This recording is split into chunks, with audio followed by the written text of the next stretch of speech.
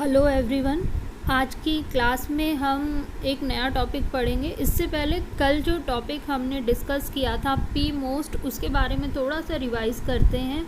कल का टॉपिक हमारा था P most, programme of mass orientation of for school teachers. ये स्कूल टीचरों के ओरिएंटेशन के बारे में प्रोग्राम था, 1990 में आया था।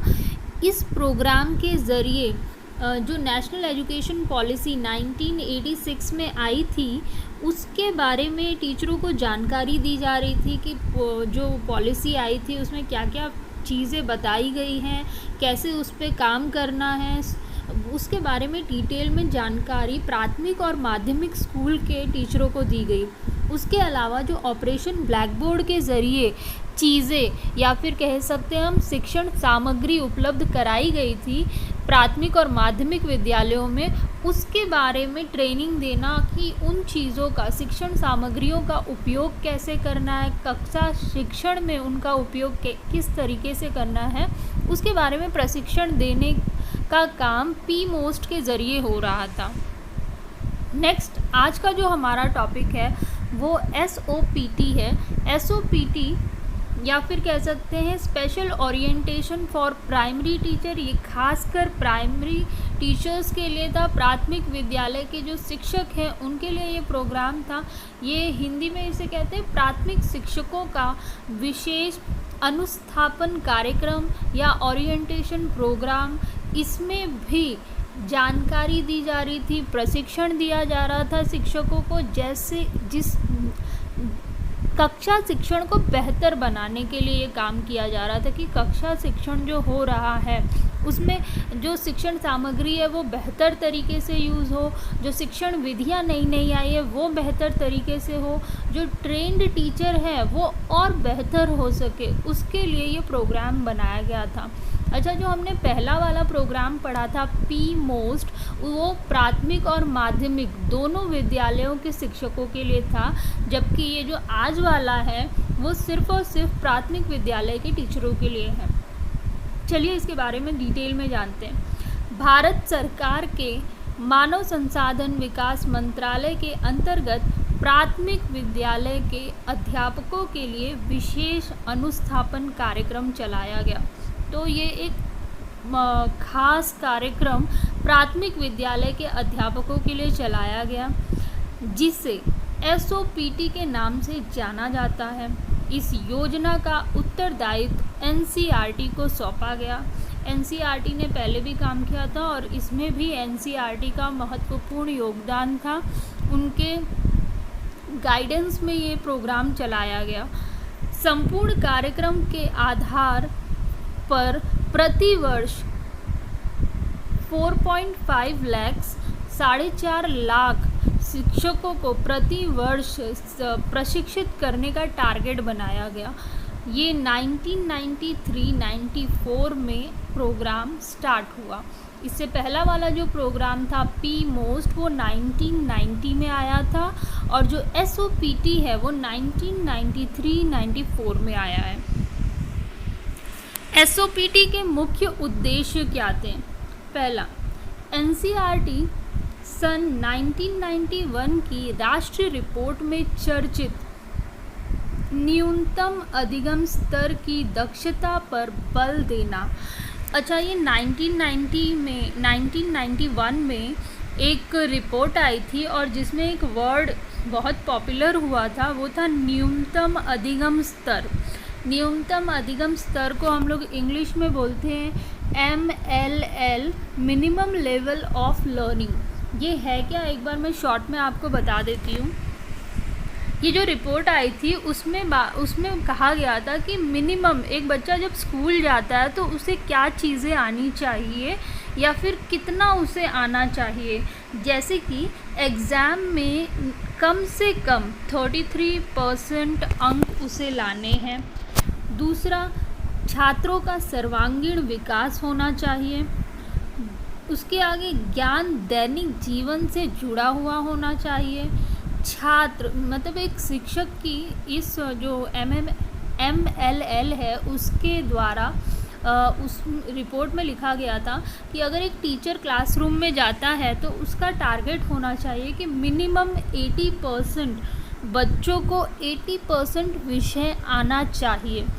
क्योंकि देखिए, अगर मैं क्लास में जाती हूँ और मैं नॉर्मली अगर मैंने टारगेट बना के रखा है कि मेरे सारे बच्चे पूरा 100% स्टूडेंट 100% सिलेबस सीख लेंगे, समझ लेंगे, रट लेंगे, तो ये काफ़ी क्या कह सकते हैं इसे, आर्टिफिशियल फैक्ट होगा, ये कल्पना ही है, क्योंकि ऐसा हो नहीं सकता। क्योंकि कुछ ना कुछ बच्चे होंगे, चाहे आप कितना भी इफ़ेक्टिव पढ़ा लीजिए, कुछ बच्चों को नहीं समझ में आएगा चीज़ें, या फिर वो धीरे धीरे सीखेंगे, या कोई और कारण की वजह से वो नहीं सीख पाएंगे।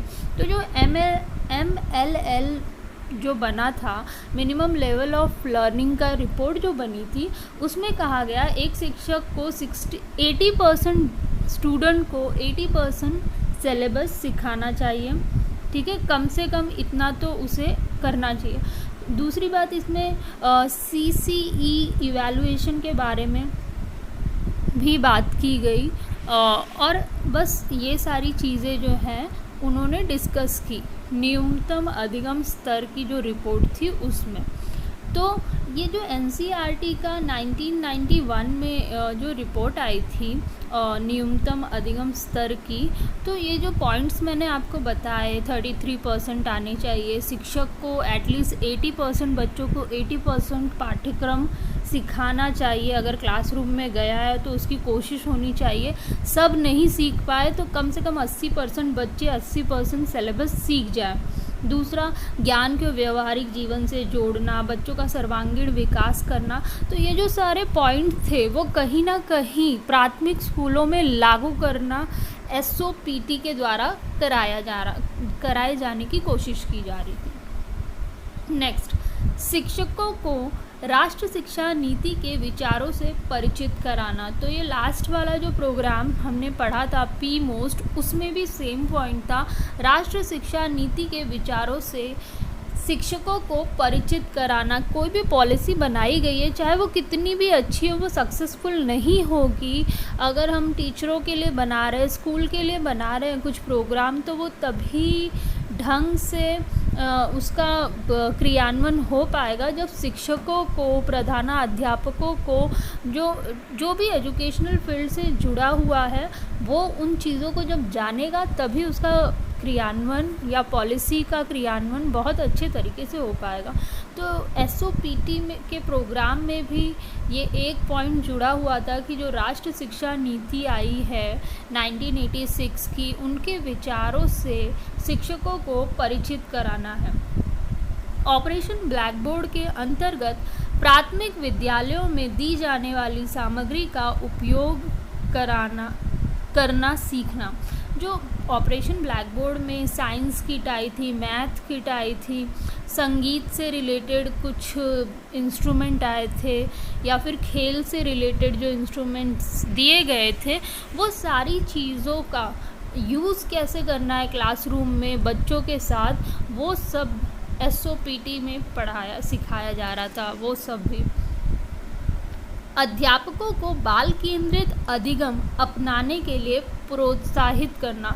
लास्ट वाले में भी सेम था, बाल केंद्रित अधिगम क्लासरूम में आपको अप्लाई करना है। आपको जो भी चीज़ें सिखानी पढ़ानी है, बच्चों को ध्यान में रख के, बच्चों को केंद्र में रख के ही चीज़ें करनी है। वो सारी एक्टिविटीज़ करनी है जो बच्चों को पसंद हो और जिसके ज़रिए बच्चे अच्छे से सीख सकें। तो SOPT में भी एक उद्देश्य था कि अध्यापकों को बाल केंद्रित अपनाने के लिए, बाल केंद्रित शिक्षण विधियाँ या शिक्षण अधिगम विधियाँ जो है अपनाने के लिए प्रोत्साहित करना है, उनको मोटिवेट करना है। क्रियाकलाप केंद्रित शिक्षण प्रक्रिया को प्रोत्साहित करना। लर्निंग बाय डूइंग, करके सीखना या क्रियाकलाप कह सकते हैं। एक्टिविटीज़ के ज़रिए बच्चों को सिखाना, बच्चों को रटाने की कोशिश मत करिए और कुछ ऐसे ज़बरदस्ती सिखाने की कोशिश ना करके एक्टिविटीज़ के ज़रिए, क्रियाकलापों के ज़रिए बच्चों को सिखाने की कोशिश करना है हमें। तो उसके लिए भी SOPT का उद्देश्य था कि शिक्षकों को ऐसे ट्रेन किया जाए कि वो क्रियाकलाप केंद्रित शिक्षण करे, कि एक्टिविटी के ज़रिए बच्चों को सिखाए चीज़ें। शिक्षकों को प्रतिदिन कक्षा शिक्षण के लिए सामग्री विकसित करने के लिए तैयार करना। डेली हम क्लास जब लेने जाते हैं तो जो already existing teaching learning material है, जो भी शिक्षण अधिगम सामग्री है, वो यूज़ करते हैं, ठीक है। पर उसके अलावा अगर समझ लो कोई टॉपिक है उससे रिलेटेड कुछ है ही नहीं, या फिर है टीचिंग लर्निंग मटेरियल पर उससे बेहतर आपके दिमाग में कुछ है टीचिंग लर्निंग मटेरियल जिससे बच्चे और अच्छे से सीखेंगे, तो वैसी चीज़ें आपको विकसित करनी चाहिए या बनानी चाहिए क्लासरूम में जाने से पहले। तो ट्रेनिंग में ये भी सिखाया जा रहा था कि कैसे आपको कक्षा शिक्षण के लिए सामग्री तैयार करनी है। जो टीचिंग लर्निंग मटेरियल है वो टीचर खुद बना के लेके जाए, सो दैट जो क्लासरूम टीचिंग है वो और बेहतर हो सके। नई शिक्षण पद्धतियों तथा प्राथमिक शिक्षकों के बीच समायोजन विकसित करना।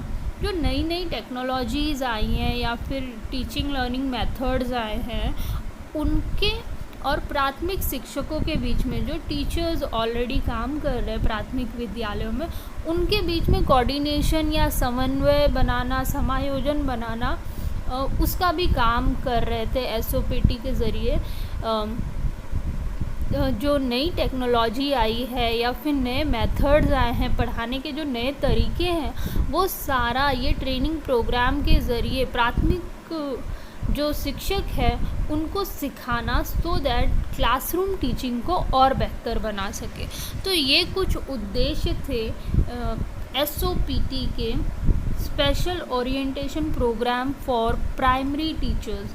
अच्छा, ये जो SOPT का प्रोग्राम था उन्होंने चलाया, इसको उन लोग एक्चुअल में करते कैसे थे या सिखाते कैसे थे? जैसे पहले तो ये प्रोग्राम जो था उसको चलाने के लिए उन्होंने, जैसे कि जो शिक्षक है, पहले शिक्षक को इवैल्यूएट करते थे कि वो क्या कार्य कर रहा है, उनकी रणनीति क्या है, उनकी स्ट्रेटेजी क्या है, पर्सनल टीचर क्या दिमाग में लेके चल रहा है, और क्या बोलते हैं, कौन सी विधियाँ यूज़ कर रहा है, क्या मेथड यूज़ कर रहा है, क्या स्ट्रैटेजी है, उसकी क्लासरूम स्ट्रैटेजी क्या है, उसको पहले इवैल्यूएट करने की कोशिश करते थे, कि उसको जानने की कोशिश या उसका मूल्यांकन करने की कोशिश की जाती थी। और उसके अलावा उन लोग ये SOPT प्रोग्राम में काफ़ी सारे वीडियोस, अराउंड 40 का सेट होता था, और ये वीडियो जो तैयार वीडियोस थे वो टीचर्स को दिखाए जाते थे, जो कि उनकी क्लासरूम टीचिंग को और बेहतर बना सकें।